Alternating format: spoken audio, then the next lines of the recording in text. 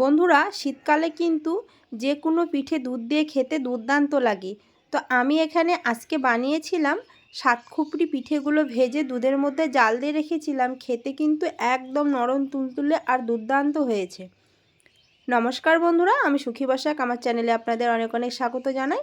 বন্ধুরা, অনেক দিন পর আজকে একটা পিঠের ভিডিও আপনাদের সঙ্গে শেয়ার করছি। তো আজকে আমি আপনাদের বানিয়ে দেখাবো সাতখুপড়ি পিঠে। তার জন্য এখানে সাতখুপড়ি একটা মাটির সরা নিয়েছি, আর নিয়েছি চালের গুঁড়ো, চিনি আর দুধ।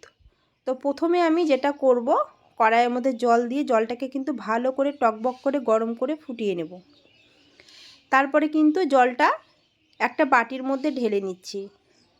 এখানে অল্প পরিমাণে আমি জল নিয়েছি, হাফ বাটির মতো।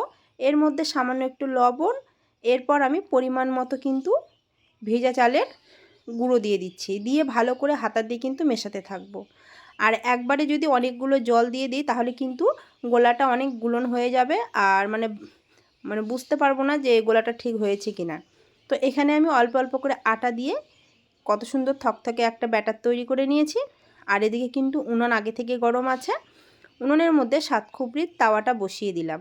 আর এই পিঠেটা কিন্তু আমি প্রথম ভাজছি, কারণ আমরা কিন্তু সাতখুপড়ি পিঠে বাড়িতে ভাজি না, তো বাবার বাড়িতেও হয়। তো তাই ভাবলাম যে অনেক দিন পর একটু খুব সাতখুপড়ি পিঠে খেতে ইচ্ছে করছে, সেটাই কিন্তু আপনাদের সঙ্গে শেয়ার করছি। আর এর আগে তো আমি পিঠে রেসিপি দিয়েছি বন্ধুরা, আমার চ্যানেলে দেওয়া আছে, আপনারা চাইলে কিন্তু দেখে নিতে পারেন। তো তাওয়াটা গরম হয়ে যাওয়ার পর ভালো করে কিন্তু ব্রাশ দিয়ে তেল লাগিয়ে নিতে হবে। তো আমি ভালো করে ব্রাশ দিয়ে তেল লাগিয়ে নিলাম। তারপরে কিন্তু অল্প অল্প করে ব্যাটার দিয়ে দেব। জানি না এটা প্রথম ভাজছি কেমন হবে, তো আপনারা পুরো ভিডিওটা দেখতে থাকুন বন্ধুরা, আশা করি খুব ভালো লাগবে।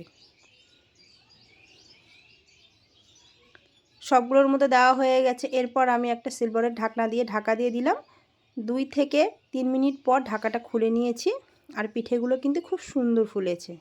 মানে প্রথমবারে যে এত সুন্দর হবে আমি ভাবতেই পারিনি। আর গোলাটা যদি ঠিকঠাক হয় পিঠেগুলো কিন্তু খুব সুন্দর হবে।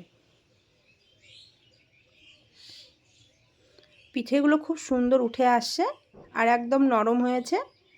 তো সব পিঠেগুলো তুলে নিয়েছি। আবারও একইভাবে আমি পিঠেগুলোকে ভেজে নিচ্ছি।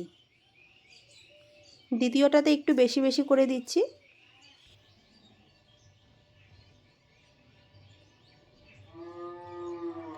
এক এক করে কিন্তু আবারও আমি ব্যাটারগুলো দিয়ে ঢাকা দিয়ে দিলাম। 3 মিনিট পর ঢাকাটা তুলে নিয়েছি। আর এই পিঠেগুলো কিন্তু খুব সুন্দর করে ফুলেছে। আর পিঠেগুলো কিন্তু তুলতে বেশি সময় লাগে না, একটা ছুরি দিয়ে তুলছি আমি। আর এত সুন্দর নরম হয়েছে। এই পিঠেগুলো কিন্তু গরম গরম খেতে খুব ভালো লাগে। আর দুধের মধ্যে জাল দিয়ে খেলে তো আরও বেশি ভালো লাগে। এক এক করে সব পিঠেগুলো আমি ছুরি দিয়ে তুলে নিলাম। এরপর কড়াইয়ের মধ্যে আমি দিয়ে দিলাম গরুর দুধ। দুধটাকে ভালো করে কিন্তু জাল করে নেব। দুধটা ভালো করে জাল হয়েছে। আর এর মধ্যে কিন্তু আমি চিনি দিয়েছি। চিনিটা ভিডিও করতে একদমই ভুলে গেছি। তো ভালো করে চিনিটাকে একদম গলিয়ে নিলাম। তারপরে কিন্তু এখানে পিঠেগুলো ছেড়ে দেব দুধের মধ্যে। সব পিঠেগুলো দুধের মধ্যে দিয়ে ভালো করে জাল করে নিচ্ছি। আর এদিকে কিন্তু 2টো এলাচ ভালো করে থেতো করে দিয়ে দিলাম, তাহলে খুব সুন্দর একটা গন্ধ আসবে আর খেতেও কিন্তু খুব ভালো লাগবে। তো পিঠেগুলো জাল হয়ে গেছে আর দুধটাও অনেকটাই ঘন হয়ে গেছে। একটা গামলার মধ্যে আমি ঢেলে নিচ্ছি। আর দেখুন বন্ধুরা, শীতকালে কিন্তু এরকম গরম গরম ধোঁয়া ওঠা দুধ দিয়ে জাল দেওয়া পিঠে খেতে ভীষণ ভালো লাগে। এটাকে আপনারা দুধ চিতেও বলতে পারেন। আর এটা এতটাই নরম তুলতুলে হয়, আপনারা যদি বাড়িতে না বানিয়ে খান তাহলে কিন্তু বিশ্বাসই হবে না। রেসিপিটা আপনাদের কেমন লাগলো বন্ধুরা অবশ্যই কিন্তু কমেন্টে জানাবে। ভালো লাগলে লাইক, শেয়ার, সাবস্ক্রাইব করে দিয়ে পাশে থাকা বেল আইকনটি অবশ্যই প্রেস করে দেবেন। আজকের মতো এই পর্যন্তই। নমস্কার।